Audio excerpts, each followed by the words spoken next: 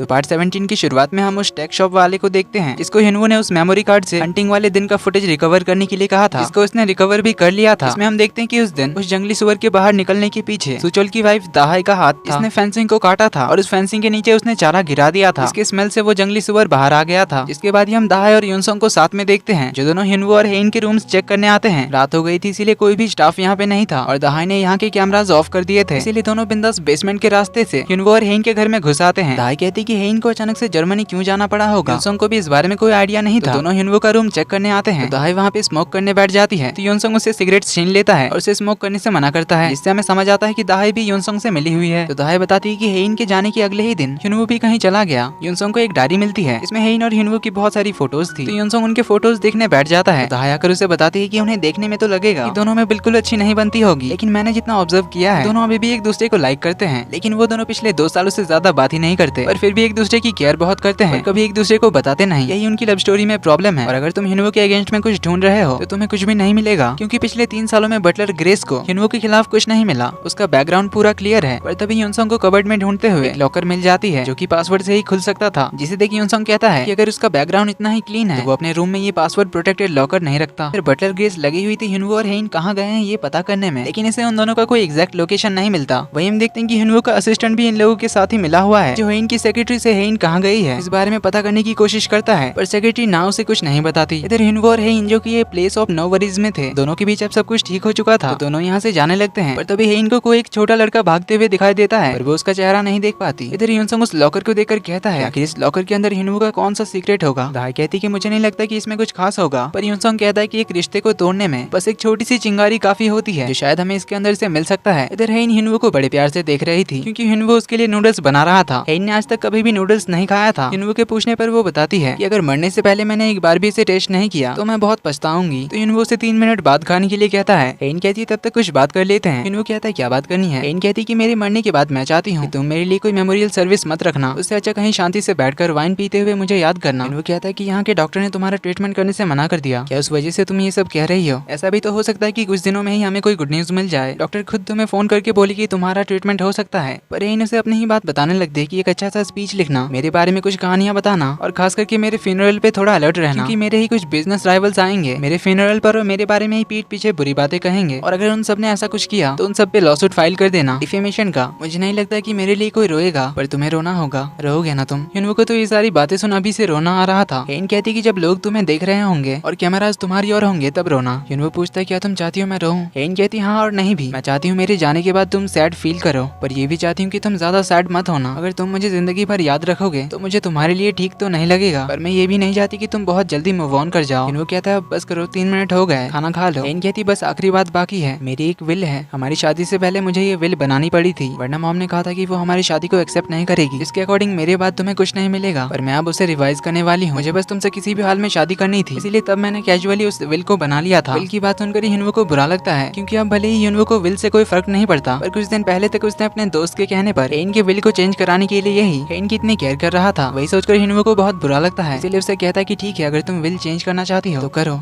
मगर अभी नहीं। हेइन कहती फिर कब करूं। हिनवू कहता है बाद में जब तुम पूरी तरह से ठीक हो जाओगी। जो सुन हेइन काफी हैप्पी होती है तो दोनों आराम से मस्त खाना खाते हैं। इधर युनसोंग को हिनवू के टेबल पे जुसोंग टेक का कार्ड मिल जाता है, जो कि वही शॉप थी जहां हिनवू ने मेमोरी कार्ड से फुटेज रिकवर करने के लिए दिया था। इधर दाहाई तो हेइन के लिमिटेड एडिशन कपड़े पहनकर घूमने लग जाती है। कहती है मैं इसे कब से खरीदना चाहती थी, पर हेइन के क्लोसेट में ऐसे कई सारे ड्रेसेस ऐसे ही पड़े हुए हैं। अगर हम लोग इतने अमीर होते तो क्या ही बात होती ना। तो हमें यहाँ ये भी पता चलता है दाहाई ने सुचोल को अपने झूठे प्यार के जाल में फंसाकर शादी किया था, क्योंकि सुचोल तो बचपन से ही थोड़ा बुद्धू टाइप का था, उसकी मॉम उसे बचपन से ही बहुत ही महंगे जिनसेंग खिलाती थी। तो आज भी सुचोल एक जिनसेंग खाने वाला था। अभी बोमजा आंटी पहुंच जाती है, उनसे पूछते हैं कि आखिर ये कौन सा प्लांट है। तो मॉम बताती है कि ये जिनसेंग है। ऐसा कहा जाता है कि ये बहुत ज्यादा पावरफुल होता है। इवन पुराने लोग कहते थे जिनसेंग खाकर मरे हुए भी जिंदा हो सकते हैं। जो सुन बोमजा इसे हेइन के लिए मांग लेती है, तो हेइन की मॉम कहती है कि उसे भला इसकी क्या जरूरत पड़ी, वो तो बचपन से इतनी स्ट्रॉन्ग है ना, उसका दिमाग भी बहुत तेज है। सुचोल कहता है कि आप उसे सुपर वुमन बनाना चाहती हो। आंटी चिल्लाकर कहती है कि वो स्ट्रॉन्ग नहीं है, वो भी तो बीमार पड़ सकती है ना। पर हेइन की मॉम कह देती कि मैं इसे बस अपने बेटे के लिए लाई हूँ। आंटी कहती कि कभी तो अपने बेटी के बारे में सोच लिया करो। मॉम कहती है हेइन ऑलरेडी बहुत हेल्दी है, उसे कई सालों से सर्दी तक नहीं हुई, तो फिर से ये जिनसेंग खाने की क्या जरूरत है। आंटी उन्हें काफी समझाने के लिए कहती है उन्हें ये देने के लिए, पर ये माँ बेटे दोनों जिनसेंग देने का नाम ही नहीं करते। इसलिए आंटी तो सुचोल पे गुस्सा करके चली जाती है और अपने भैया यानी हेइन के डैड के पास आती है।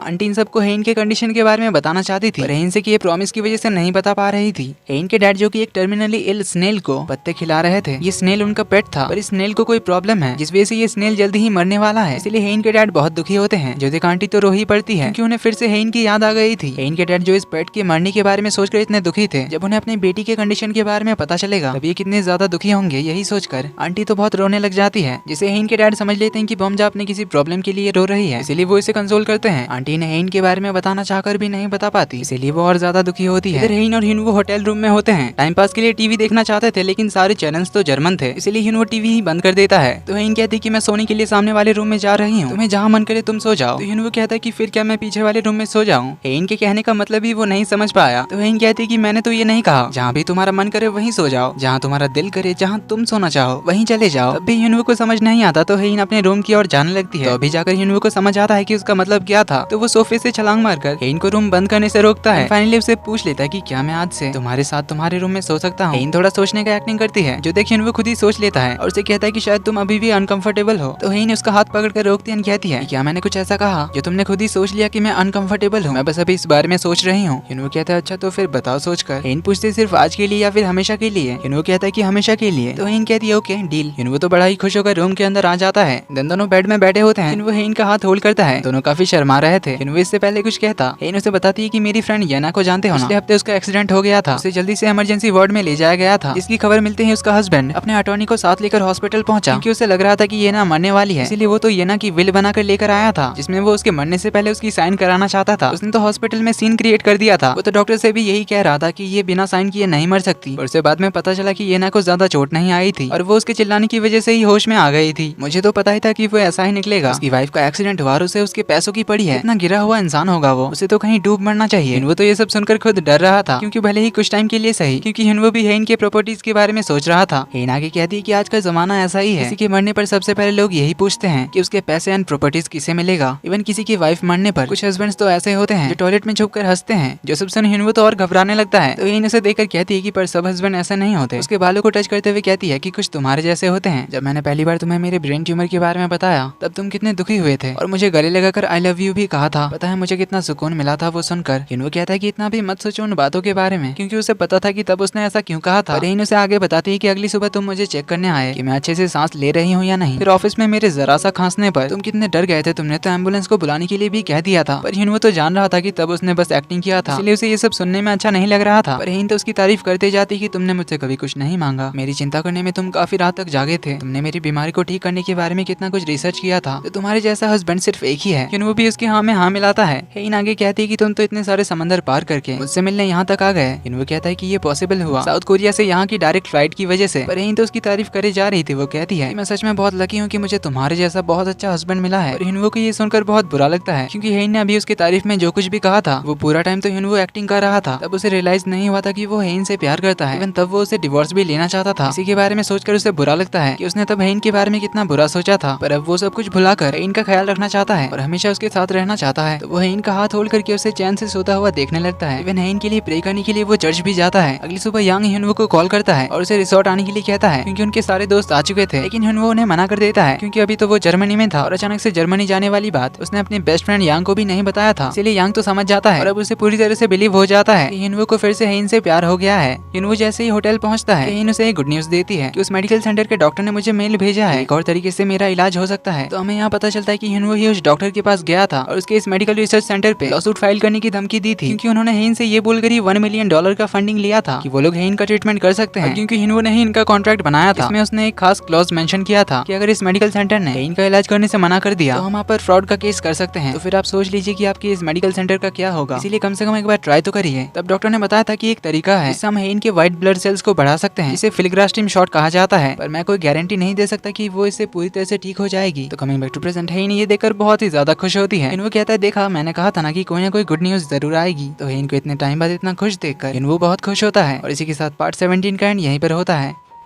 तो वीडियो पसंद आई तो वीडियो को लाइक कर देना, चैनल पर पहली बार आए तो do subscribe and hit the bell icon. जल्दी ही मिलते हैं अगले पार्ट में, तब तक के लिए take care and bye bye.